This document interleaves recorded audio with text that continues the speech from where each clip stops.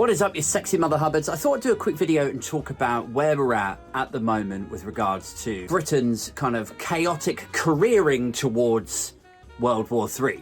Now, first off, imagine how validated I feel. I mean, I've been talking on my podcast for about 2 years now about how basically there's no hope. Like, if climate change doesn't render the Earth uninhabitable, if we don't run out of fossil fuels, which would cause society and civilization as you know it to collapse, if we don't succumb to either one of those things, then probably there's going to be a nuclear war that will just wipe the floor with all of us anyway. So yeah, imagine how good I'm feeling right now.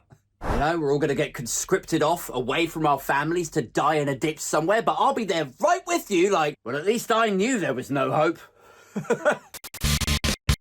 Anyway, let's look at this piece on Sky News' website. It says, are we headed for World War III? Experts give their verdicts. It says the Defense Secretary has warned we are moving to a pre-war world. Which, look, a lot of people take the mick out of Grant Shapps, you know, because he used a load of pseudonyms, didn't he? He pretended to be Michael Green so he could run a web marketing agency off the books. He pretended to be Sebastian Fox. He pretended to be somebody else and edited his own Wikipedia page or something. But personally, I'm supportive. I say, keep going, Grant. Just a few thousand more pseudonyms. Like, for real, like, seriously, give him 10,000 more aliases and they can all be conscripted, and then he could just do the heavy lifting for the rest of us. But yeah, he says we are moving to a pre-war world. Also, it says top military brass are talking about conscription, right? The draft, that's forcing people into the armed forces. And it says tensions in the Middle East and the war in Ukraine, neither one of them look like they're sort of winding down. And so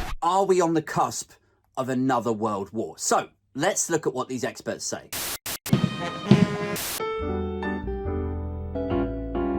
First up, David Waring. He's a lecturer in international relations at the University of Sussex. Now, the first thing he points out is that the situation that we're in now is actually more perilous than the situation that preceded the two world wars last century, because now each of the major superpowers, all of them have nuclear weapons. Now, you may have accepted that, and you may have told yourself a sort of comforting bedtime story that, well, it would be mutually assured destruction, right? Like, if we fired a nuke into Moscow, Moscow would fire a nuke back to us, we would both just be eradicated. Like, not even Putin or Kim Jong-un would be so stupid as to start that process off, right? But what Waring says is the danger is not that a madman, a megalomaniac would just, you know, push the button. It's that as tensions get higher, as sides get more desperate, and as technology continues to progress at faster and faster rates with things like, you know, deep fakes, AI and so on, the actual danger with all of this is that one side might mistake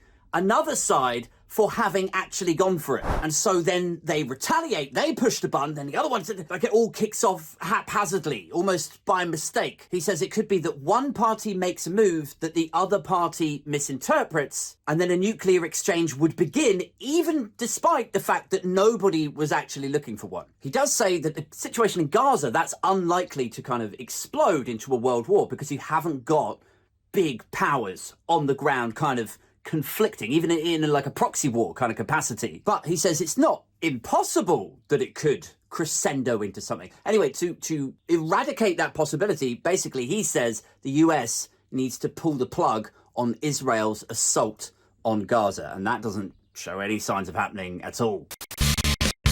Then they go to Dominic Waghorn, who is the international affairs editor for Sky News. Now, this guy sounds more reassuring, right? Read this. We are probably closer than we have been since the end of the Cold War to World War III, but don't be alarmed. There's no need to stock the basement with bullets and beans quite yet. Ah, phew. Oh, okay. I was pretty worried then. Hotspots are hotter than they've been for a long time. Fault lines increasingly tense, and war seems to be proliferating. Yeah, it does, Dom. But the alarm being raised by generals and spooks is a bit of a red herring. Oh, okay, yeah. And let's face it, they're keen to make the case for bigger budgets and bigger roles. Right. Okay, so this is a sort of annual review, I want a salary increase and a more important job title kind of vibe. And they're just scaring the shit out of all of us, millions of people, to get that. Okay, well, that's That's totally understandable, yeah. The fact is that conflict with Russia is entirely avoidable if Putin could be persuaded that there is no margin in continuing his madcap misadventure in Ukraine. Right, I mean, except there very much is margin in him continuing his assault in Ukraine. Ukraine is a sweetie shop of natural resources. It is chock full of natural gas, just up to the brim. And if he steps away from Ukraine and Ukraine joins NATO and the European Union and becomes the EU's main supplier of natural gas, well, that would rob Vladimir Putin's Russia of a key customer of natural gas in the EU. So why would he step back from Ukraine? But if Putin could just be persuaded. Persuaded. God. Waghorn continues, he says, instead of fanciful talk about citizens' armies and national service, the West's military and political leaders might want to focus on tackling the threat head on, putting lead in NATO's pencil and persuading our allies to do the same. So he wants NATO to take charge, and that would negate the need for citizens' armies, conscription, national service, all of that. Okay, so NATO, that sounds good. What is actually happening with NATO again? Donald Trump is looking to abandon NATO entirely. Meanwhile, Simon Diggins is a military analyst, and he says, in one sense, we are always in a pre-war world, as wars can start from miscalculation, from hubris, or misunderstandings, as well as deliberate design. Okay, yeah, I think we've covered this. However, the last months have seen some loud rumblings of the sense that the inevitable tensions of a complex world may only be resolvable by war. Yeah, okay. Nothing is inevitable. Okay. But the Ukraine invasion in particular has shown that Russia sees war as an instrument of policy, as a tool to change the world order. Great, I mean, I feel like I'm going, reassured and then panicked again. China, likewise, seeks reunification with Taiwan. Okay, right. What this means, in short, is that the presumption against the use of force, which was the basis for the post-World War II world order, for anything other than defense, has been lost. So what this means, in essence, is that we are now living in a new world where countries seriously consider a use of force as a means to get what they want. Whereas before, the last century, throughout the Western world and the countries that affect it, there was this kind of presumption that you just don't do that. You can have armies and navies and air force, but really it's just for defense, in case something kicks off. Now, the other thing they touch on in this article is sort of like, why is this happening now?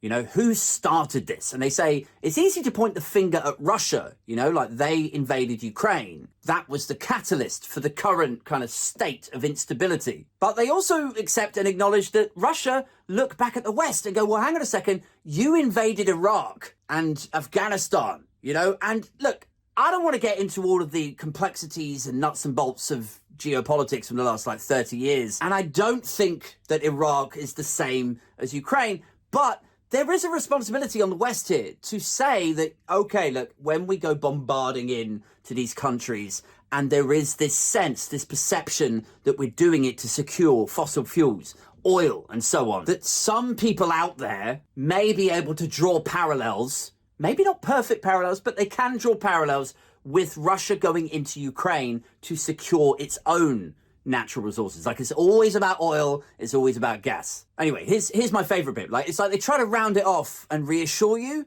but then it's like, right, have a read. He says there will be a ceasefire or some kind of uneasy stalemate, possibly this year, or most definitely by next year in Ukraine. So you're like, oh, okay, well, if Ukraine is, you know, rightly or wrongly seen as the catalyst for this instability, and if we accept the earlier guys saying like, well, Gaza is very sad, it's very tragic, and there's a lot going on there, but it's not superpowers, you know, directly or indirectly on the battlefield with each other. So if it's not, like if World War III isn't necessarily about Gaza in the immediate, and it is more about Ukraine and Russia and the West, and now we're saying there will probably be a ceasefire or some sort of uneasy stalemate, well, then that could allow it to cool down, right? There will be a ceasefire or some kind of uneasy stalemate, possibly this year, almost definitely by next year in Ukraine. Woo!